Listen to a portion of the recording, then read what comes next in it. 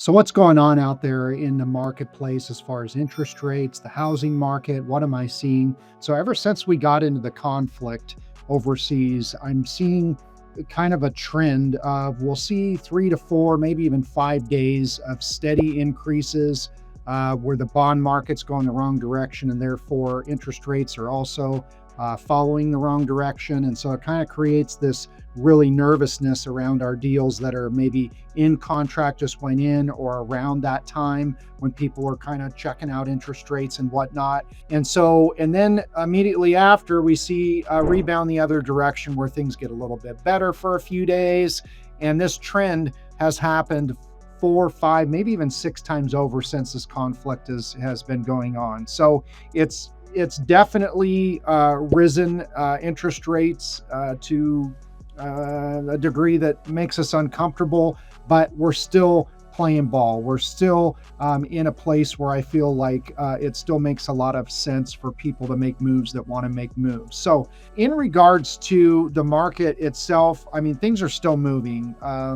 Things are selling. If they're priced right, they're moving. So, what do I think the biggest mistake is that people are making in regards to the market? And I think it's waiting. People are waiting for rates to come down further, and I think it paralyzes them. You hear the media and what they have to say, and everybody's got their opinion. But I always tell people, the best time to buy is truly now, and it's not ever really a bad time to buy, but there can be a very bad time to sell. So if you put yourself in a position where you have to sell in a certain time period where rates are up and markets down and everything else, then it feels like the timing of that purchase was bad, and vice versa. So I really don't feel that there is a bad time to buy as long as it's not a short-term type of a transaction. So it should always be long-term. So that's my 2 cents in regards to just kind of timing of marketplace and timing of purchase. It's just, I don't know. I believe in real estate overall. So a lot of our homeowners right now are sitting on equity. And so, with the COVID interest rates, golden handcuffs, as I like to call it, people are feeling like, oh my gosh, I want to make a move, but I can't make a move. I've got all this equity, but if I make this move, then I'm going to lose this great interest rate that I had. And I don't want to do that, but yet I've racked up all this consumer debt or credit card debt, and I'm just kind of stuck. But gosh, I can't do anything about it because I'll never get this rate back. And so you're stuck. And I think that that's really, really unfortunate. And it's just, we're misinformed. So equity gives us such the ability to reset. So for instance, you decide that maybe selling and taking advantage of your equity. Maybe you have several $100,000 and you've racked up some debt that there's no way you're going to get it paid off any other way but by selling, which gives you pretty much 100%, other than real estate commissions and such, of your proceeds to be able to offset this debt that frees up a tremendous amount of cash flow. And yes, you're not going to get a 2, 3, 4% interest rate right now. However, what are you paying on the debt? How much is that debt costing you monthly?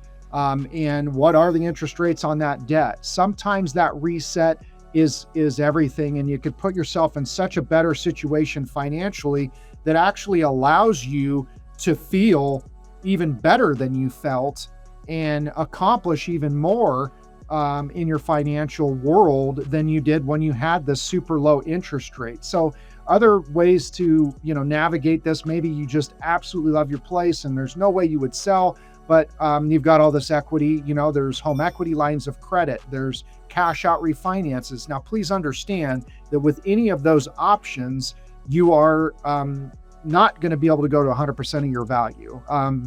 By the way, unless you're a veteran can go to 100% in certain circumstances on a federal VA loan, but outside that, it's just not going to happen. And so you're not going to be able to tap all that equity. So something to kind of think about. Again, y'all hear me talk a lot about the all-in-one concept. And please remember, the concept of that loan as we pay down our mortgage, we're gaining access to equity. So it gives us the ability to be able to navigate different financial things like pay off debt and different things like that. So again, just an interesting time to be in, but educate yourself. Surround yourself with a professional that is educated on the market, isn't just looking out for themselves, and is giving you the full picture and not trying to just sell you.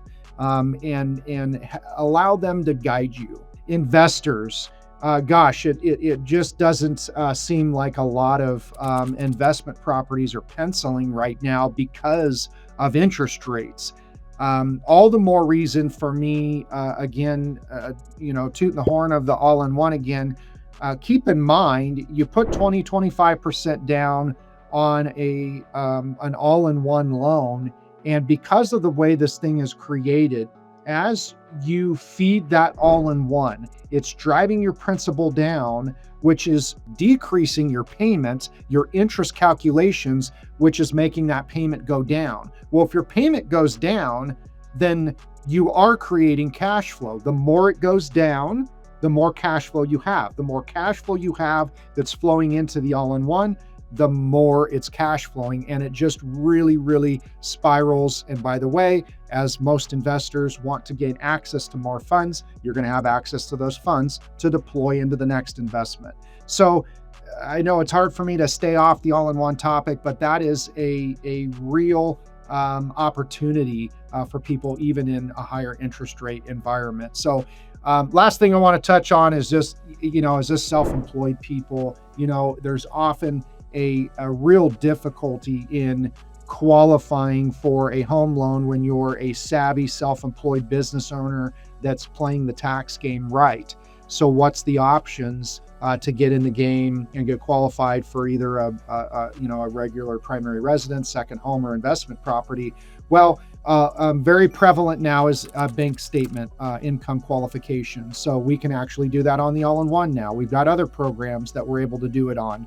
So those are becoming very popular and a much easier way to get qualified as somebody self-employed that maybe is not showing as much on their tax returns on the bottom line, but their bank deposits do show that. So that's a great way to look at it. Again, as investment opportunities, there's DSCR loans that more look at what's the property cash flowing, what's it look like versus what's the income of the borrower themselves to qualify. So making more sense of it. So there's just so many different ways to qualify as a self-employed person or with variable income and different things. And again, all the more reason to be working with a mortgage professional, a practitioner that knows their trade. They know the products, and if they don't have their finger on the pulse of a product, they know how to get the answers for you.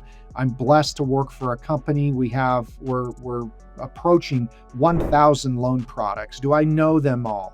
No, I do not know them all, but I've got plenty of people that do. And as scenarios come up, we dig in, we find the answers, we find the solutions, and that's a great place to be in. So I appreciate you listening. Any questions, my contact information is always provided. Thanks.